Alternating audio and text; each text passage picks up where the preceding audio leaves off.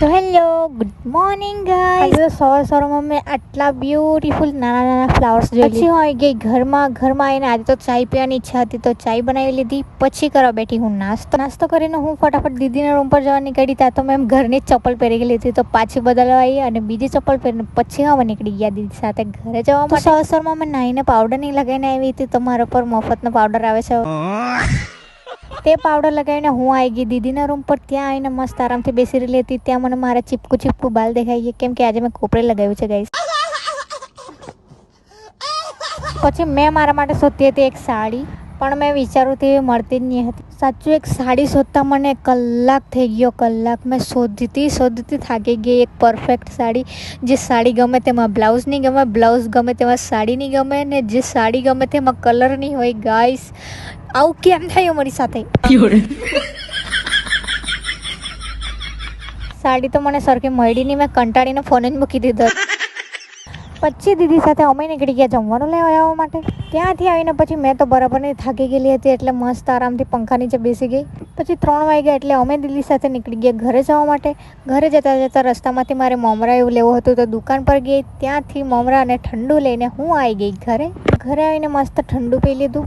પછી ઊંઘતા મને એક વિડીયો બનાવવાની ઈચ્છા થઈ તો મેં ફટાફટ માથું ધોઈ કાઢ્યું. એક વિડીયો બનાવવા માટે મેં માથું ધોયું છે. હા તો વાળ ધોયા તો સુકાવવા બી પડશે કેમ કે તડકો જતો રહે તો પછી વિડીયો નહીં સારો આવે.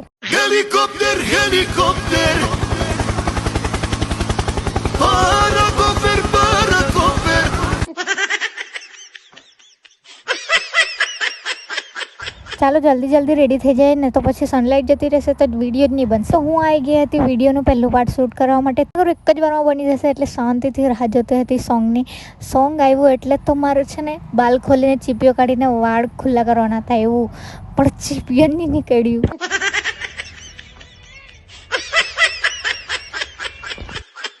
એક તો બટરફ્લાય બી બાલમાં ફસાઈ ગયેલો હતો તો નીકળતું નહીં હતું ગાઈસ.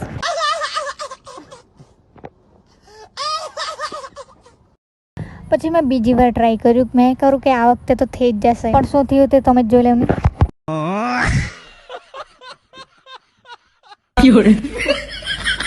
પછી ફાઇનલી મારું તે વિડીયો બની ગયો હતો એટલે હું રેડી થઈને આવી ગઈ હતી. અને મેં આ ઝુમકા પહેરવાની નહીં હતી પણ આમાં મેચ આવતા હતા તો ચાલો પહેરી જ લેવું એમ કરીને પહેરી લીધા. તો મારા ઓલ્ડ ઇયરિંગ્સ કાઢીને મેં નવા ઇયરિંગ્સ પહેરી લીધા. મસ્ત દેખાતા હતા એમ તો. મને તો આ લુક બહુ જ ગમતું હતું. એકદમ મસ્ત દેખાતી હતી મેં. જે લગાવવાનું હતું તે તો મેં ઘરમાંથી લગાવીને આવી હતી કેમ કે મને કંટાળો આવતો ઉતાર કરવાનો. લિપસ્ટિક લગાવી હતી, બ્લશ લગાવ્યું હતું અને ખાલી બિંદી લગાવી હતી બસ.